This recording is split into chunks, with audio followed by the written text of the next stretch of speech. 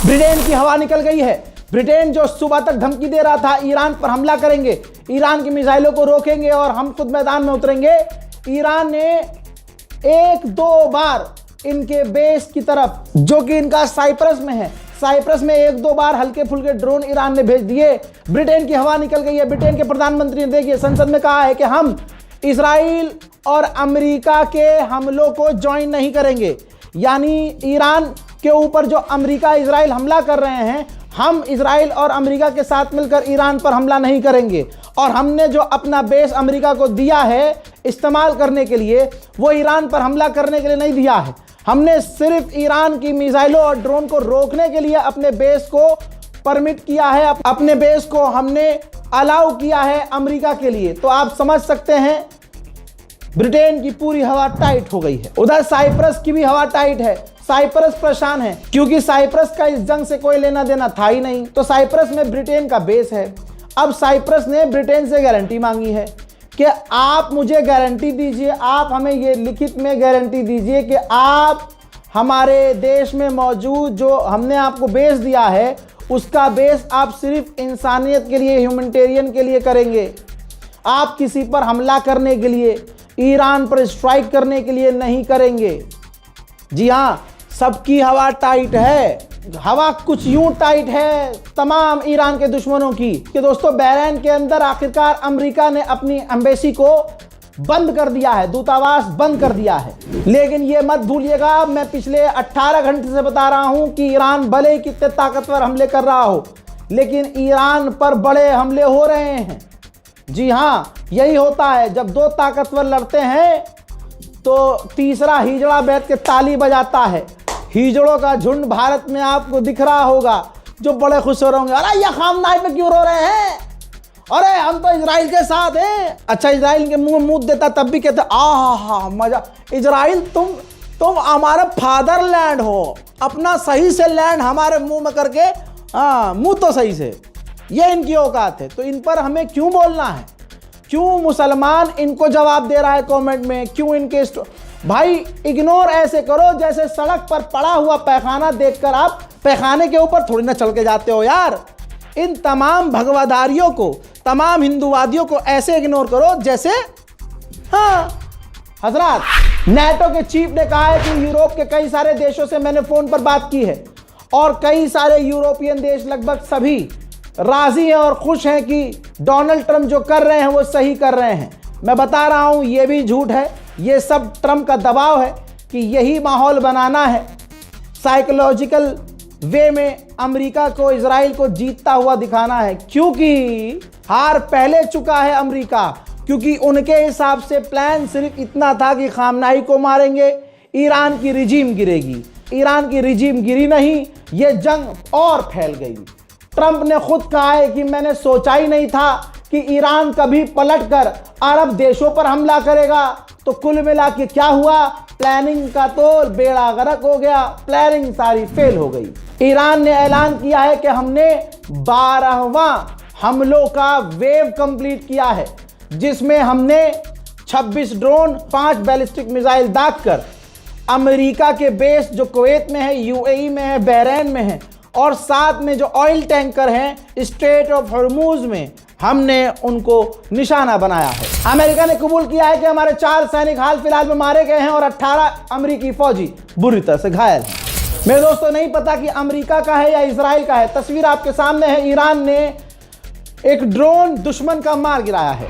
हजरत मोहतरम, अमेरिका ने अपने जितने भी मिलिट्री बेस हैं सबको रेड अलर्ट पर, खतरे पर डाल दिया है। पर्शियन गल्फ में अकेले ईरान ने अब तक 5 वेसल्स पर, समुद्री टैंकर और वेसल्स पर हमले किए हैं, जिसकी वजह से पेट्रोल, डीजल, गैस और एलएनजी, लिक्विफाइड नेचुरल गैस के दाम आसमान पर पहुंच रहे हैं।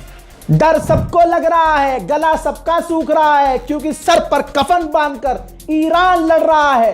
नेटो के चीफ ने कहा है कि हमारा कोई इरादा नहीं है, देख लीजिए लिखा है, हमारा कोई इरादा नहीं है कि इस जंग में हम कूदें।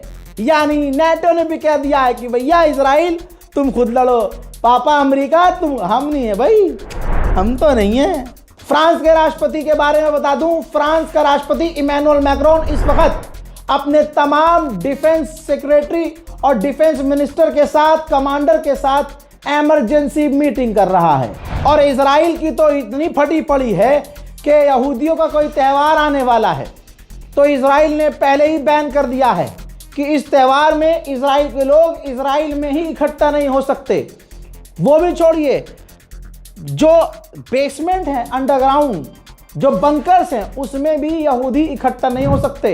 मेरे दोस्तों, अमेरिका की एक बहरैन के अंदर बिल्डिंग थी, तस्वीर ये है, बस दिखाना ही काफ़ी है।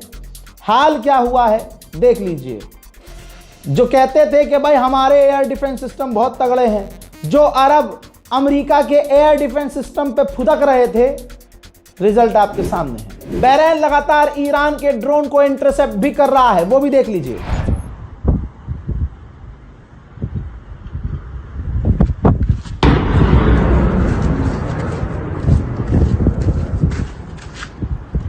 कतर सबसे ज्यादा लिक्विफाइड नेचुरल गैस बेचता है।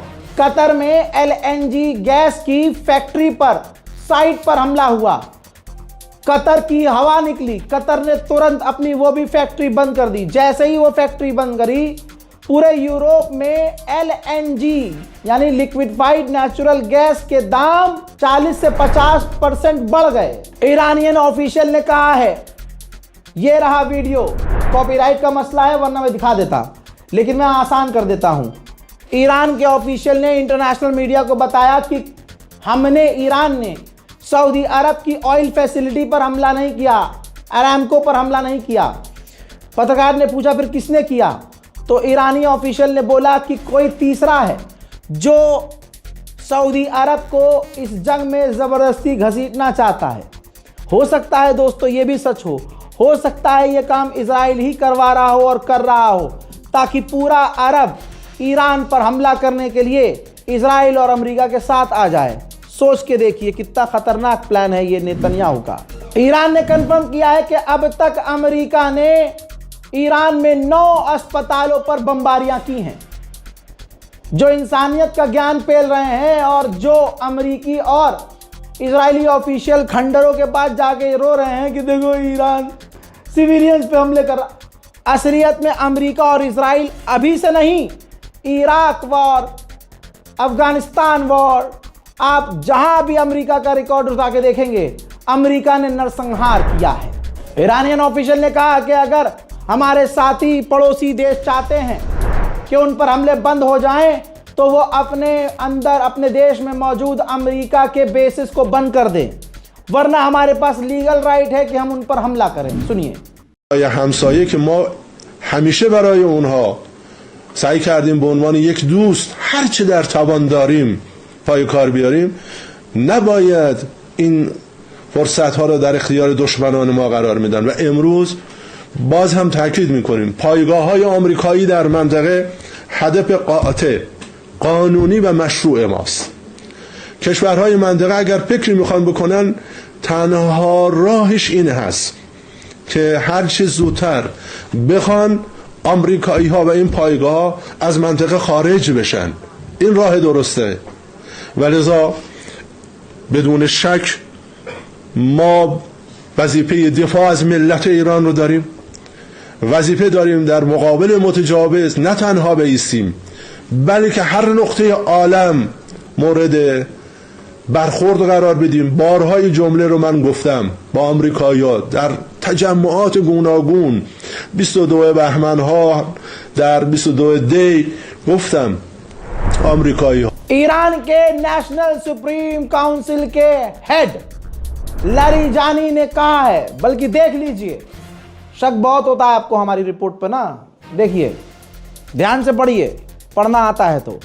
लारिजानी ने कहा है कि ईरान एक लंबी जंग के लिए इजराइल और अमेरिका से तैयार है। ऐसे हालात में जब दुनिया कह रही है कि ईरान टूट चुका है, अगर ईरान का लीडर ये कह रहा है, ईरान के नेशनल सिक्योरिटी काउंसिल का हेड कह रहा है कि अभी भी हम अमेरिका और इजराइल से लंबी जंग के लिए तैयार हैं, तो ये जिगरे का काम है, जिगर। दोस्तों, अरब देशों का हाल देखकर दुनिया खौफ में है। जरा सा एक दो ड्रोन हमला साइप्रस पे क्या हुआ कि साइप्रस के टूरिस्ट अब साइप्रस छोड़कर भाग रहे हैं।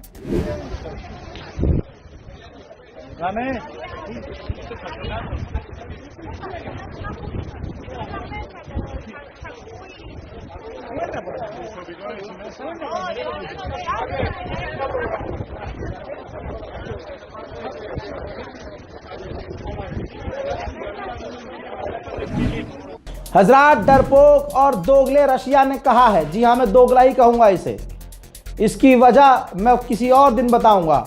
रशिया ने कहा है कि हम ईरान के लीडरशिप से टच में हैं और तुरंत सीज फायर की मांग करते हैं।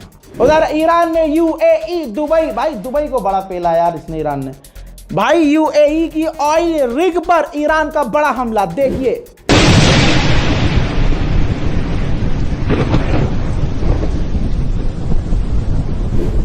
जो बात बात पर लोग दुबई पहुंच जाते थे, हाँ जी चलो दुबई चल रहे हैं, दुबई सबसे सेफ है। हजरात, सारे समीकरण ईरान ने बदल दिए हैं। दुबई एयरपोर्ट पर लाखों लोगों की भीड़ है दुबई छोड़कर भागने के लिए। इमिग्रेशन पे जाओ, वहाँ कैंप लो, वहाँ सेपरेट निकल गए थे, जो ना 5 घंटा फ्लाइट के मैसेज आगे गए, वापस आए उतना ही। वहीं तालिबान ने सपोर्ट किया है ईरान को और फोन पर ईरान के विदेश मंत्री से फोन पर बात की है। इराक में अमेरिका और इजराइल के खिलाफ खतरनाक प्रदर्शन जारी है। अल्हम्दुलिल्लाह अल्लज़ी अकरम अल-मुस्तशहीदीन फी सबीलिह, अल्हम्दुलिल्लाह अल्लज़ी रज़क़ना अश-शहादत फी सबीलिह, अल्हम्दुलिल्लाह। मेरे दोस्तों, सैटेलाइट इमेज से दिख रहा है कि ईरान अमेरिका को बजा रहा है। कतर के अंदर अमेरिका का बेस है, उस बेस में अमेरिका का जो रडार है सैटेलाइट इमेज में वो तबाह और डैमेज नजर आ रहा है। यानी ईरान बहुत जबरदस्त हमले दुश्मन के बेस पर कर रहा है। फिलहाल के अपडेट में इतना ही। लौट के आ रहा हूं और भी बड़ी जानकारियों के साथ, इंतजार कीजिए। जय हिंद।